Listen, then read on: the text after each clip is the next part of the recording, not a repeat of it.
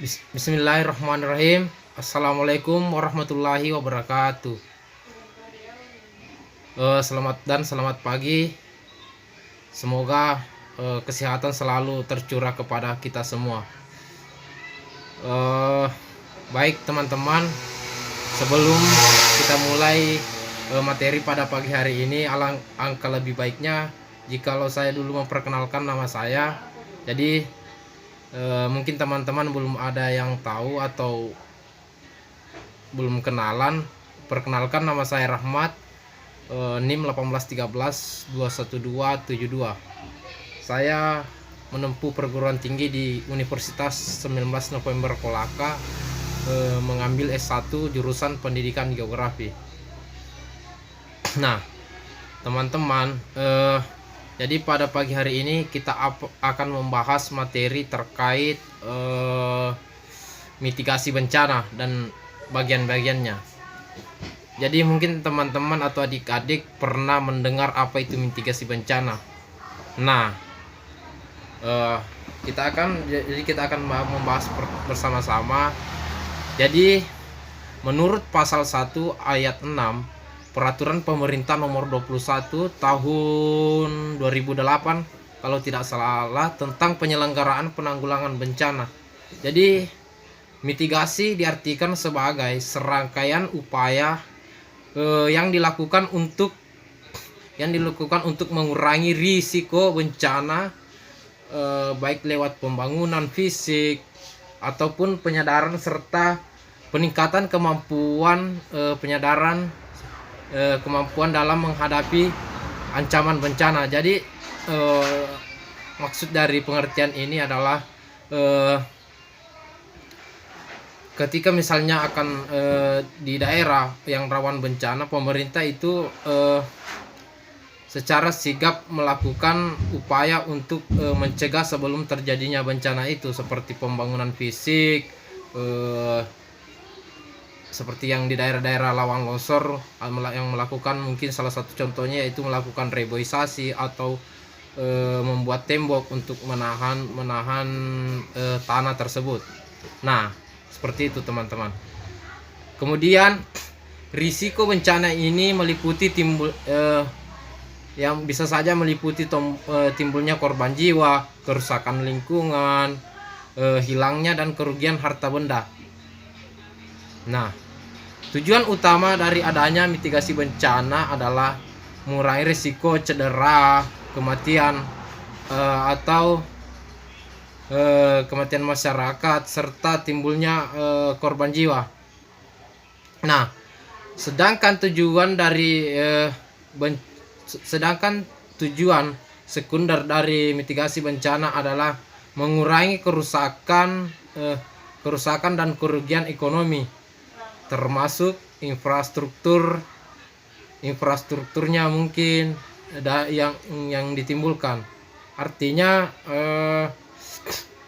di daerah misalnya yang rawan pengikisan atau hantaman debit air yang berlebihan ketika terjadi hujan, kan sungai besar biasanya kalau terjadi hujan yang terus menerus tidak mampu menahan lagi debit air yang menghantam pinggir-pinggiran sungai. Nah, di sini pemerintah ataupun masyarakat harusnya jeli ketika misalnya akan terjadi musim hujan yang berkepanjangan.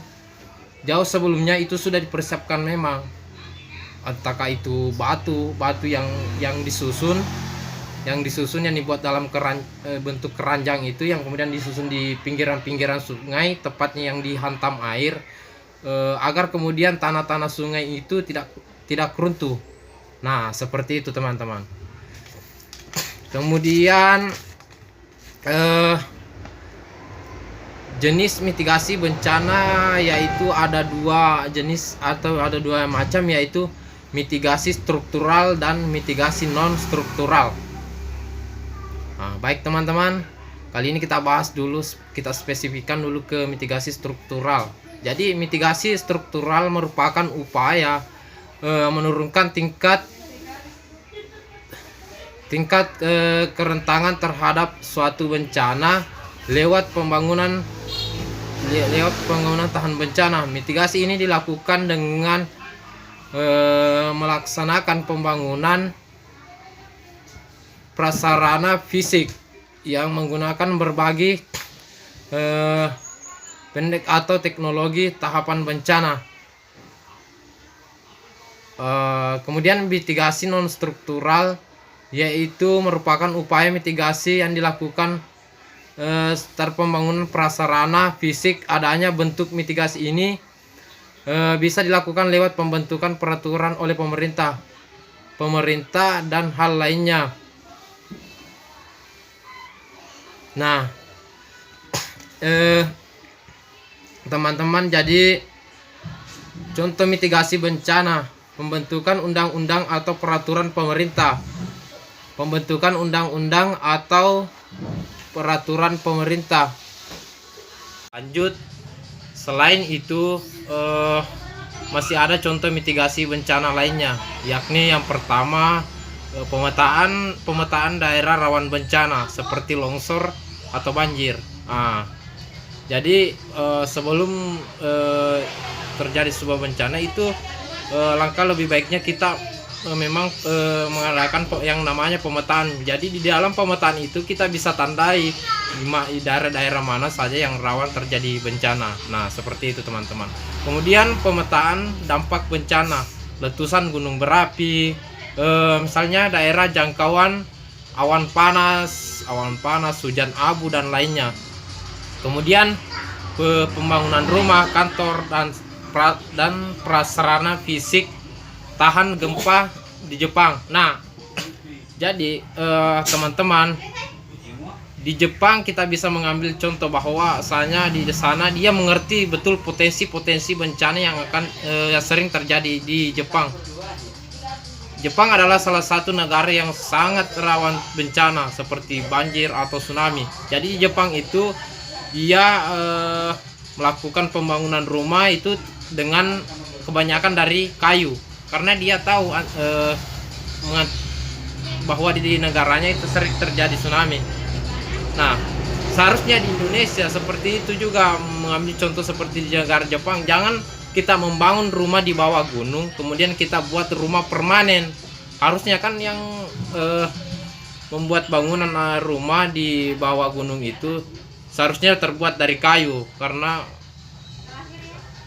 kita tahu resikonya itu kurang. Nah, kemudian yang keempat yaitu melakukan reboisasi di hutan atau kawasan sekitarnya, sehingga saat hujan tidak terjadi banjir dan longsor. Nah, ini maksud pada yang melakukan reboisasi itu yaitu melakukan penghijauan kembali atau penanaman pohon kembali di daerah-daerah yang sudah gundul, yang seperti di daerah-daerah tambang.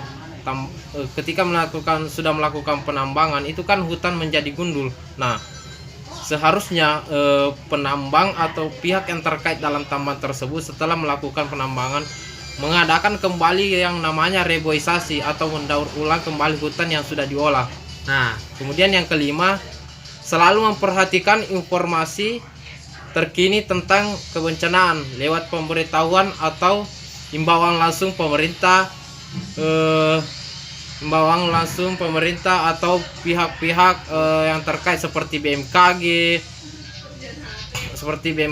misalnya terkait perkiraan cuaca. Nah, jadi teman-teman juga harus sering update tentang informasi kebencanaan baik di media sosial. Kan sekarang kita lebih sangat mudah mengakses informasi baik di sosial media, Facebook atau BMKG, supaya kita dapat memprediksi secara dini kapan terjadinya bencana tersebut. Nah, kemudian yang keenam, memahami prosedur kebencanaan. Misalnya saat terjadi gempa, apa yang harus dilakukan. Jangan kemudian setelah terjadi gempa kita masih tetap santai-santai di rumah bahwa ini tidak akan terjadi apa-apa. Kita harus siap dalam ketidaksiapan. Nah, kemudian strategi mitigasi bencana. Memahami bahwa bencana dapat diprediksi secara alami dan saling berkaitan antara yang satu dengan yang lainnya. Nah, seperti yang saya jelaskan tadi teman-teman, bahwa keterkaitan antara bencana satu dengan bencana lainnya itu bisa mungkin saja terjadi. Seperti misalnya ketika terjadi gempa, jangan kita anggap setelah terjadi gempa tidak akan terjadi apa-apa. Justru kita harus hati-hati, jangan sampai terjadinya guncangan itu bisa mengakibatkan tsunami. Nah ini yang dikatakan sebagai keterkaitan antara bencana satu dengan bencana lainnya. Kemudian curah hujan yang tinggi bisa juga mengaitkan dari bencana satu ke bencana lainnya, seperti banjir atau tanah longsor. Kan hujan yang terus-menerus itu dapat membuat tanah menjadi lembek ketika tidak mampu lagi menampung debit air yang berlebihan. Nah, kemudian evaluasi secara terus-menerus. Adapun strategi yang dapat dilakukan sebagai berikut, yaitu pemetaan menjadi hal yang terpenting dalam mitigasi bencana, khususnya bagi wilayah yang rawan bencana. Nah, kemudian yang kedua, pemantauan. Pemantauan dilakukan pada setiap daerah yang akan sangat membantu dari segi prediksi terjadinya bencana. Yang kemudian yang ketiga, penyebaran informasi. Itu tadi yang saya sebutkan, penyebaran informasi baik melalui media,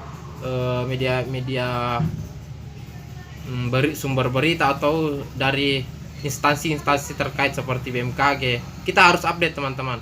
Yang kemudian penyebaran informasi, kemudian sosialisasi, penyuluhan dan pendidikan.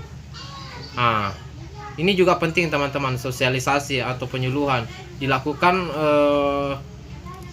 baik mungkin dari pemerintah kah atau pihak-pihak seperti BMKG melakukan penyuluhan sebelum terjadinya bencana, mengingatkan kepada masyarakat akan pentingnya mengantisipasi bencana. Kemudian peringatan dini. Sebelumnya itu kita harus memang peringatkan sedari awal. Mungkin materi yang sempat saya bawakan pada pagi hari ini itu saja. Tentunya dalam penyampaian ini masih banyak kekurangan, karena sejatinya saya juga lahir dari manusia biasa, tak luput dari kesalahan. Adapun kebenaran itu sumbernya datangnya dari Allah. Oke teman-teman, sampai jumpa di pertemuan selanjutnya. Sekian dan terima kasih. Dengan ucapan wabillahi taufiq wal hidayah. Wassalamualaikum warahmatullahi wabarakatuh.